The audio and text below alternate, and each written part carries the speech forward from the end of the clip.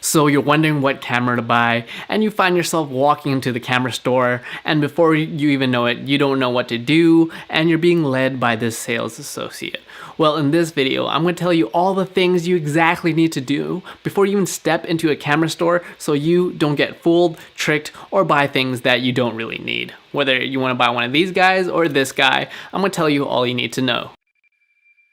So when it comes to buying cameras or camera gear and equipment, my name's Peter. If you haven't met me yet, hit that subscribe button. But I myself am an introverted person, and I don't really like talking to people, and especially I do not like being sold random things that I don't really need just for someone else's gain.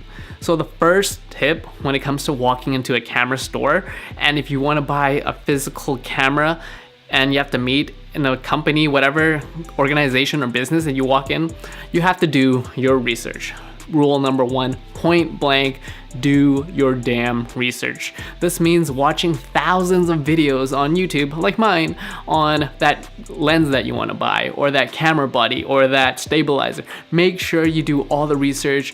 Not only watch YouTube videos, but read things like blog articles, watch videos on comparing and contrasting different types and different models, and know, let's say for example, you want the Canon T7i and its competitor is the Sony, let's say 6500. You watch both videos and you see which one do you like, and now you have a little bit of knowledge. It's about knowledge when it comes to walking into the camera store. And which leads me into kind of tip or warning number dos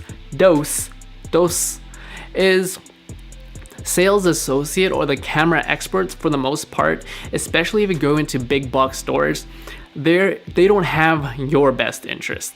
They have their own best interest. Whereas in this channel, I like to try to keep it a little bit unbiased. I am a little bit of a Nikon fanboy in the past time, but when it comes to this channel, I'm not trying to sell you anything specifically. And the things that I do sell you are the things that I use. But when you walk into a camera store, their first place of mind is not what's best for you and try to like give you the best budget and all that. They're trying to get the most sales, hence the term sales associate. So they're gonna try to upsell you on every product, sell you things that you don't really need, and add-ons. So you have to be wary of this when you walk in. I like to use the quote, be a skeptic, but don't be a cynic.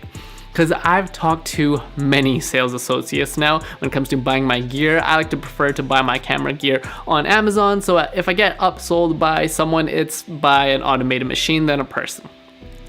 What do I mean by this? When camera associates, sometimes they don't even know what the camera that they're selling. They have a certain number of quota for budget, and they want to sell you as much as the things that they can.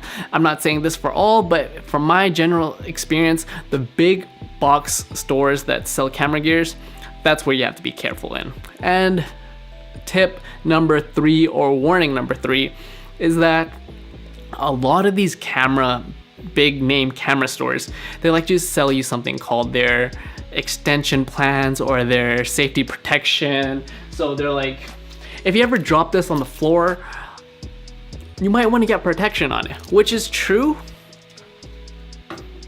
But I myself like to live life on the edge, and I have not bought camera gear with protection plan. Yes, I do if it's like spending $6,000 plus on gear. But the thing with these sales associates is they kind of use sales tactics against you. So they always bring up a story of like, hey, I bought this camera, the most expensive one. The sales associates always have the most expensive cameras. Isn't that odd? And the most newest ones too. And they're going to tell you something along the lines of a horror story. So, sir or ma'am, there was this one time where I picked up this camera and it suddenly just stopped working on me. And do you want that to happen to your camera that you worked hard and saved up a lot of money for? No, you do not. And that is why you should buy our safety plan so you are insured. I get why they're doing it, but at the same time, it's kind of odd that every salesperson has the same story and the same horror story, hey?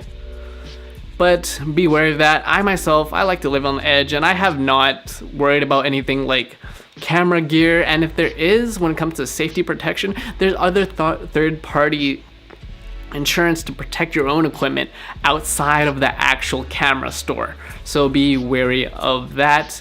And overall, when it comes to walking into a camera store, like I said, know your damn research. They aren't there for your best interest. They're there to see how much money that it can get off of you, and just know your stuff. Because if you don't know your stuff and you're gonna walk into a camera store, these sales associates are gonna see you as it's pretty much blood and they're sharks. Think of it like that way. But I'm here to help you.